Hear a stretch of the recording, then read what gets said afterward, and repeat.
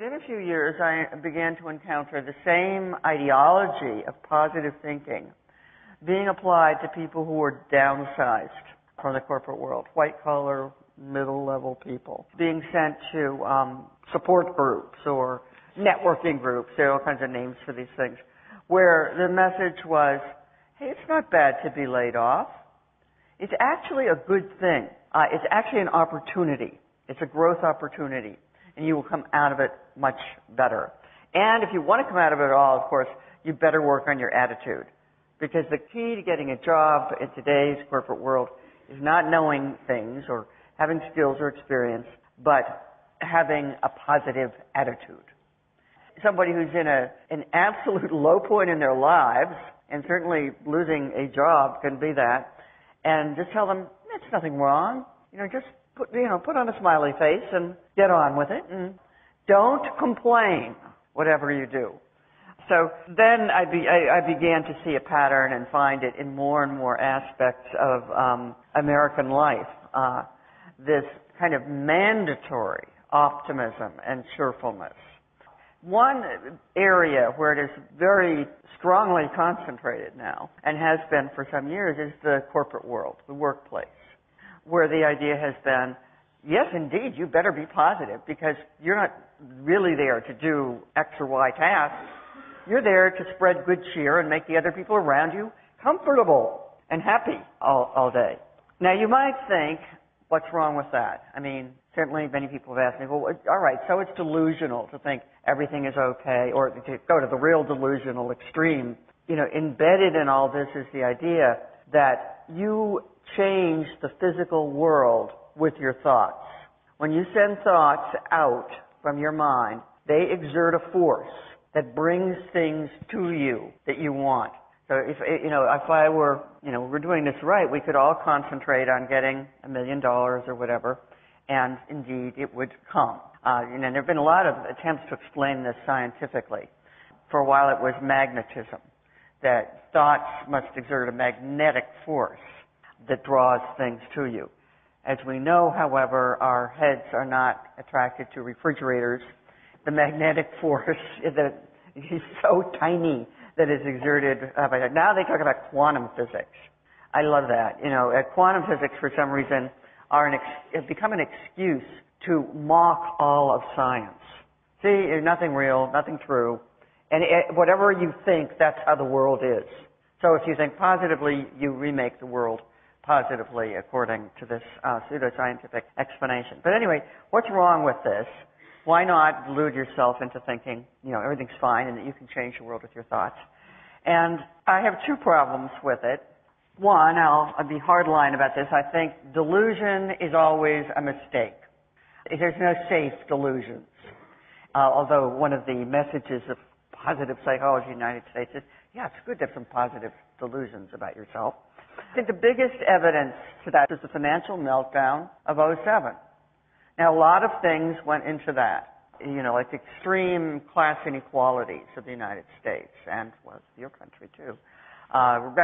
Greed and economies based increasingly on finance rather than manufacturing or anything.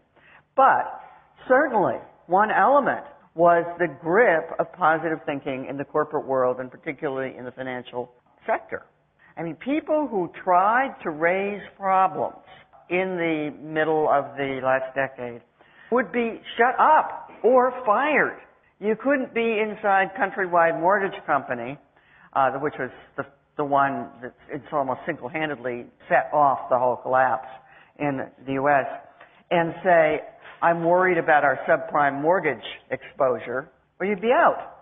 And I got to interview some Wall Street guys, very successful Wall Street guys. They said this is just how it is. You can't, people who tried, say within Lehman Brothers, to point out that the housing prices could not rise forever, were fired. So it was this willful ignorance. Nobody could think bad thoughts, nothing bad, and if you didn't, nothing bad would happen. And I think the other thing that I find very, very disturbing about it is I just think it's cruel.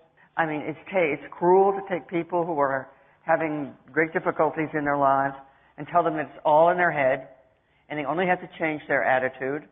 And my favorite example of this moral callousness is from the author of The Secret. That was a bestseller here too, admit it. The book on how you can have anything you want, attract anything to yourself by thinking.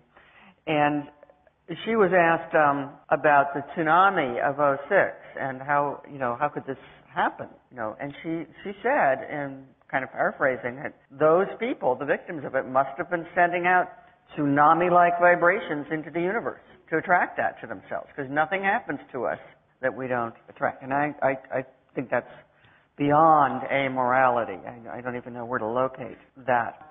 I'm not advocating gloom and pessimism or negativity or depression. Those can also be delusional. I mean, you can go around, making up a story to yourself that everything you undertake is going to fail. And there's no reason to think that. My very radical suggestion is realism. Just trying to figure out what is actually happening in the world and seeing what we can do about those parts of it that are threatening or hurtful. My background is in science, and I think, there's not one fixed truth or reality, but we close in on something. And we think, this is as good as we can understand for now, until we get better information, but try to act on that. I think I would make a case that we are hardwired to be vigilant. I mean, yes, we have many other capabilities, to be jolly, to experience camaraderie, solidarity, all of those great things. But we're hardwired to be vigilant and on guard. That's how our very distant ancestors survived, not by saying, everything's probably okay, don't worry about the motion in the tall grass over there. The people who survived said, move, it's a leopard, let's go. George W. Bush. George W. Bush was a cheerleader in college. Not an athlete, but a cheerleader. And I think he construed the presidency as a continuation of that role. He is one of those people who closed himself in a bubble of positive feeling. Condoleezza Rice said, way too late, that she had doubts about the invasion of Iraq, but she didn't dare express them because the president hated to be around, quote, pessimists. See the equation of pessimism with doubt. So nobody raised any questions about that war within the hearing of the president. Or those that did, like the general who suggested that we were only putting half as many troops on the ground as would be needed to accomplish whatever we were trying to accomplish, he was pushed out of the way. He lost his job, essentially. What could be cleverer as a way of quelling dissent than to tell people who are in some kind of trouble, poverty, unemployment, etc., that it's all their attitude, that's all that has to change, that they should just get with the program, smile and get no complaining. It's a brilliant form of social control, which, by the way, was practiced in the Soviet Union. One of the principles of Soviet communism was optimism.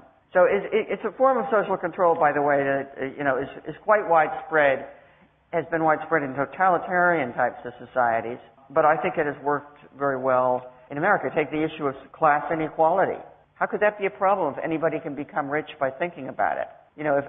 If any one of us can just attract wealth to ourselves, there's no issue. Somebody raised a parallel to what we call market fundamentalism, right?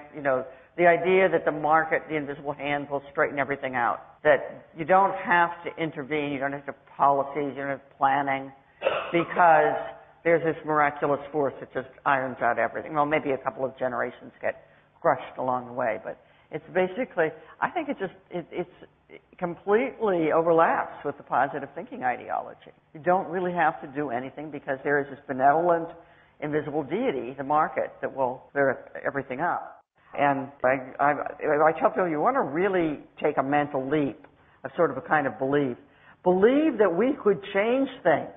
It's the powerlessness of positive thinking, because it always just envisions you as a lone individual changing the world. Or not changing the world, redesigning the world to fit your ideas.